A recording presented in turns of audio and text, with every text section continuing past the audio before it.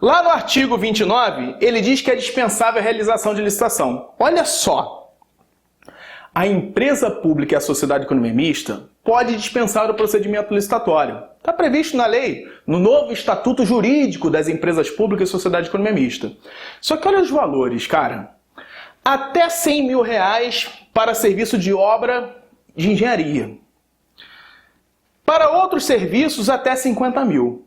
Você sabe quais são os valores que estão previstos lá na Lei 8666? Pois é, cara.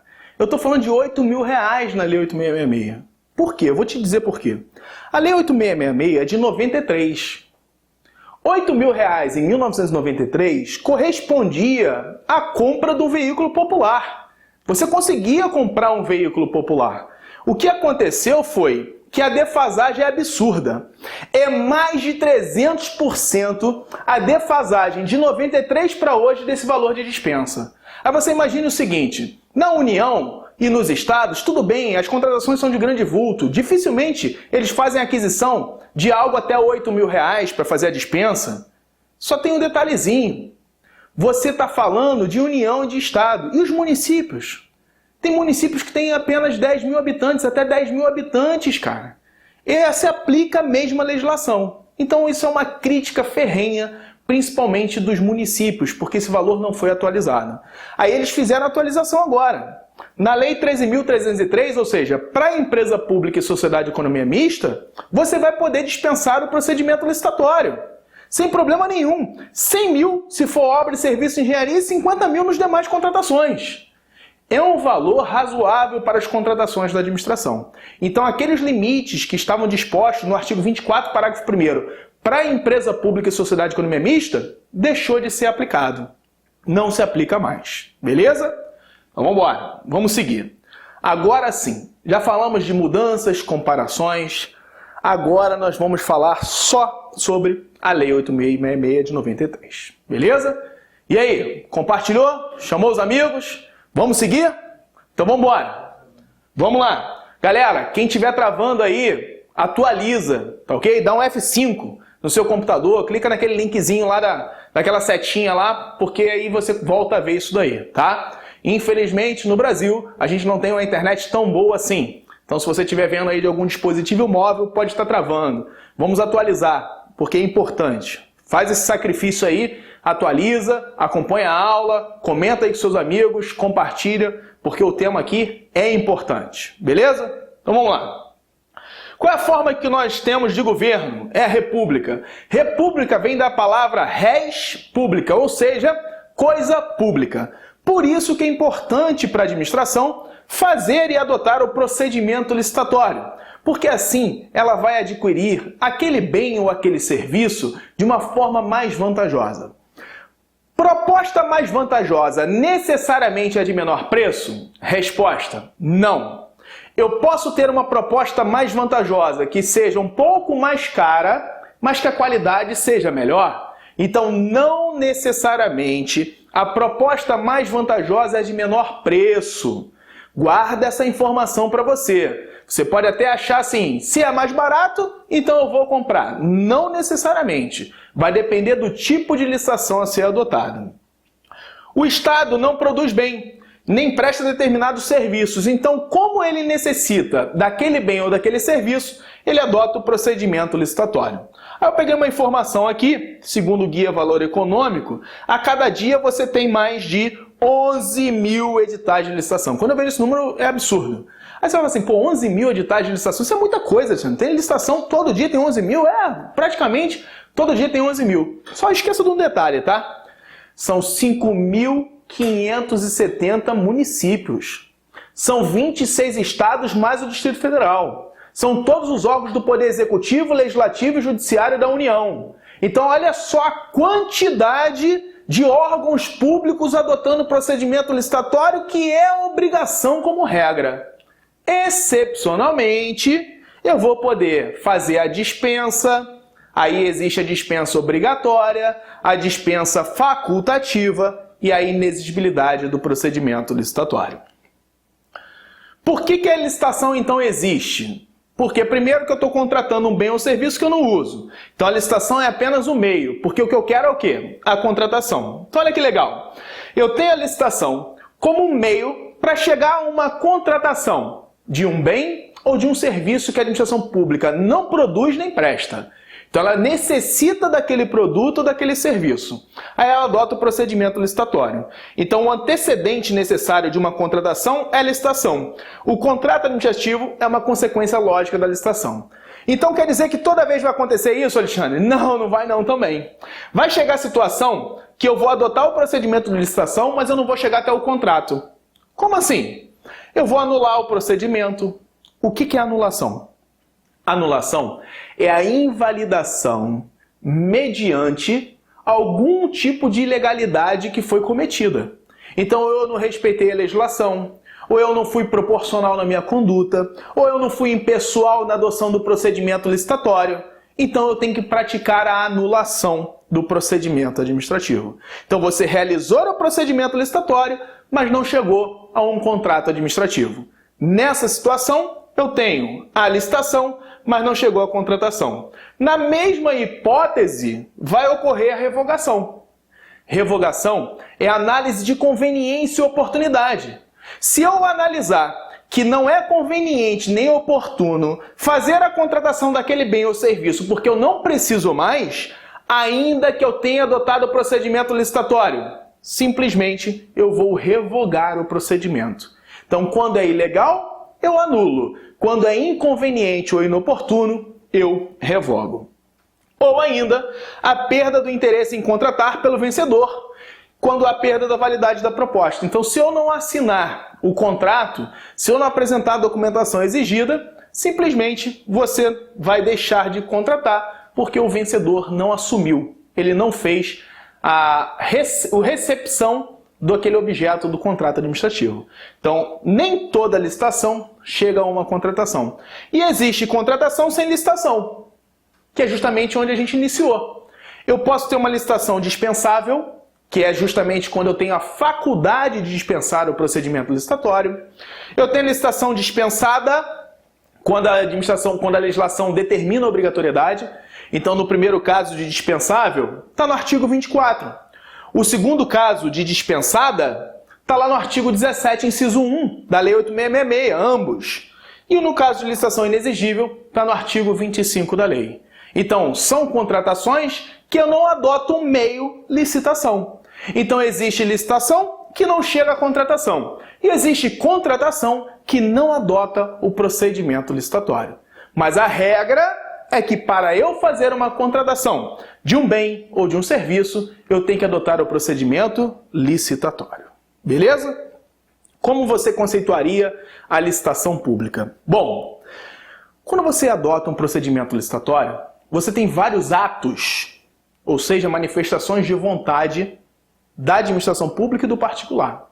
E você tem vários fatos que são acontecimentos. Então esse conjunto de atos e fatos formam um procedimento. Então se eu tivesse que definir a licitação, eu falaria que é um procedimento administrativo formal. Por que formal? Porque é tudo formalizado. Ele exige as etapas do procedimento licitatório, ele exige também que você simplesmente pegue isso e adote aquele procedimento na ordem. Se não for seguida aquela ordem, nem toda formalização, não vai acontecer o procedimento licitatório na forma da lei. Então esse procedimento é ilegal. Se é ilegal, ele tem que ser o quê? Anulado. Se ele é anulado, ele foi extinto. Então você não foi eficiente. Você, administrador público, tem que ser eficiente. Isonômico de observância obrigatória pelos órgãos e entidades governamentais. Realizado anteriormente a contratação, nós vimos que a licitação é um precedente necessário à contratação, exceto naqueles casos que você pode dispensar. Obedecendo a igualdade entre os participantes interessados, a administração pública visa escolher a proposta mais vantajosa, com parâmetros e critérios antecipadamente definidos em ato próprio, ou seja, no instrumento convocatório. É muito comum as pessoas falarem edital, edital, edital, porque no concurso tem o edital. O edital é uma espécie de instrumento convocatório. Só existe edital? Não. Existe também a carta convite, por exemplo, para a modalidade convite. Então fique esperto, Porque o nome técnico é instrumento convocatório e não edital. Não adianta você falar edital, porque pode ser também a carta convite. Tem a licitação, então, dupla finalidade: obter o contrato mais vantajoso para a administração e resguardar os direitos dos possíveis contratantes, ou seja, ficando assim garantido o princípio da isonomia ou da igualdade. Quando a administração pública vai contratar, ela quer que todos que apresentem a proposta tenham igualdade de condições. Alexandre, então isso quer dizer que é o princípio da igualdade ou da isonomia? Perfeito! Então todo mundo é igual. É igual obedecendo o critério do princípio. Cada um na medida de sua desigualdade. Então, quero resumir da seguinte forma: tratar os iguais de forma igual na medida de suas desigualdades. Então, uma empresa de pequeno porte, uma microempresa, tem alguma vantagem em relação a uma empresa de grande porte numa contratação? Tem. E isso é legal. Está na Lei 8666 de 93. Beleza? Quais são os exemplos de atos e fatos que tem por parte da administração, por parte do particular? Imagina o seguinte, ó. Toda vez que fala assim procedimento, se confunde até com processo. Mas é um procedimento administrativo. Então, se é um conjunto de atos e fatos, é como se fosse um caminho a ser percorrido. Então, eu pratico um ato, você pratica outro. Eu tenho um fato e ocorre um ato. Tenho um fato, ocorre um ato, tenho um ato, pratico outro ato. É doideira isso aqui. Então, eu tenho assim, ó. Lancei o edital ou o convite. Aí você retira o edital. Recebi as propostas. Você encaminhou a proposta. Fiz a habilitação, classificação e a entrega do objeto. Você aceita ou desiste. Então, repare que eu tenho um conjunto de atos e fatos, tanto por parte da administração quanto por parte do administrado. Preste atenção, se é um contrato, ele é bilateral. Se é bilateral, eu tenho duas partes. De um lado, a administração pública, de outro, o particular. Então eu vou ter o quê? Manifestações de vontade de ambas as partes, pela parte da administração e pela parte do particular. Por isso que o procedimento é um conjunto de atos e fatos que ocorrem no âmbito da administração pública. Quais são as normas constitucionais que versam sobre licitações e contratos? Uma delas nós já falamos, duas a respeito, né? 37, inciso 21 e 173, parágrafo 1º, inciso 3 da Constituição Federal. Ainda tem o artigo 175, que fala da concessão e permissão de serviços públicos, e temos ainda o artigo 22, inciso 27, que determina a competência da União para legislar sobre licitação. Por isso que ela fez a Lei 8666, por isso que ela fez a Lei 13.303. A Lei 8666 se aplica para administração direta, autarquia e fundação.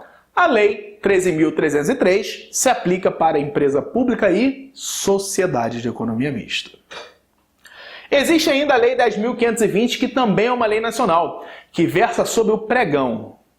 Tem um dispositivo na Lei 8666 que isso confunde todos vocês, eu não sei porquê. Está escrito que é proibido fazer uma nova modalidade. É proibido para o administrado, filho. É proibido para o administrador no âmbito da administração. Por lei pode. Tanto é que existe a lei do pregão. Tanto é que existe a lei que versa sobre a consulta para a agência reguladora de telecomunicações. Então vocês têm outras legislações que versam sobre outras modalidades. Mas não cabe ao administrador inovar. Ele não pode combinar as modalidades de licitação. Tá ok? Então ele tem que seguir à risca o que está ali na lei. Afinal de contas, é o princípio da legalidade. A licitação, então, é obrigatória pelos órgãos e entidades governamentais? Vimos que sim. Tanto no Poder Executivo, Legislativo e Judiciário. Abrangendo todo mundo. Administração pública direta e indireta. Sendo que a empresa pública e a sociedade econômica mista tem regras diferenciadas. O Sistema S não se sujeita à licitação em contrato, mas deve obedecer procedimentos de contratação previstos em seus regulamentos.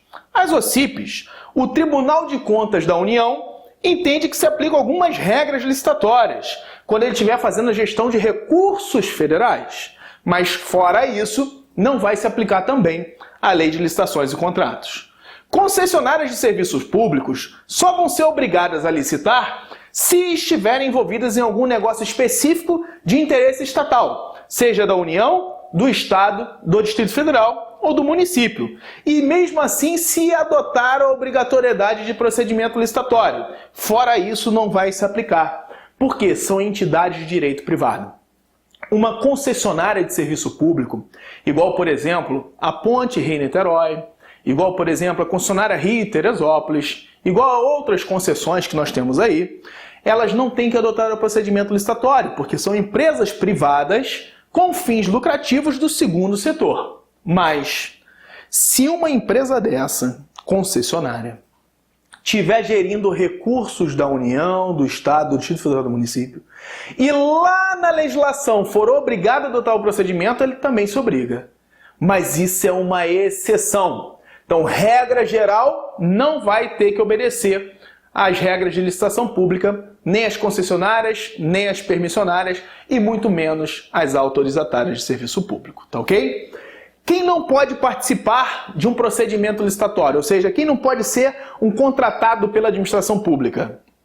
O autor do projeto básico executivo, seja ela pessoa física ou jurídica, empresa responsável pela elaboração do projeto básico executivo, se o autor do projeto for diretor ou sócio com mais de 5% com direito a voto dessa empresa, servidor do órgão ou entidade que realiza a licitação. Isso chega a ser piada, né? Então, eu sou servidor público do Departamento de Polícia Federal, eu adoto um procedimento licitatório e eu mesmo ganho. Que loucura é essa, rapaz? Isso aqui é tão óbvio que chega a ser ridículo, né? Pessoa física ou jurídica condenada por improbidade, desde que seja condenada àquela sanção de proibição de contratação com a administração pública, e o contratado condenado às penas administrativas de suspensão temporária ou declaração de inidoneidade.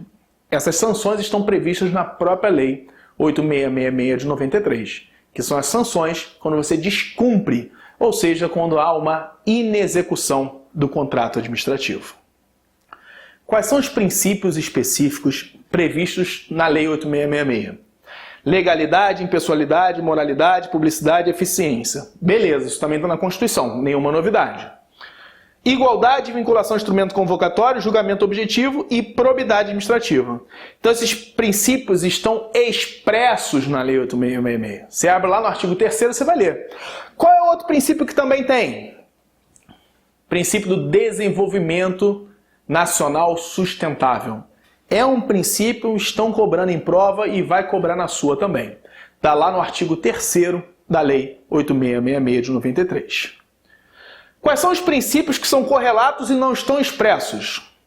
Proporcionalidade ou razoabilidade, formalismo procedimental, competitividade, fiscalização, padronização, indistinção, vedação de oferta de vantagens, sigilo da proposta, vedação de imposição de marcas e adjudicação compulsória. São princípios correlatos à Lei de Licitações e Contratos que você vai ter que obedecer.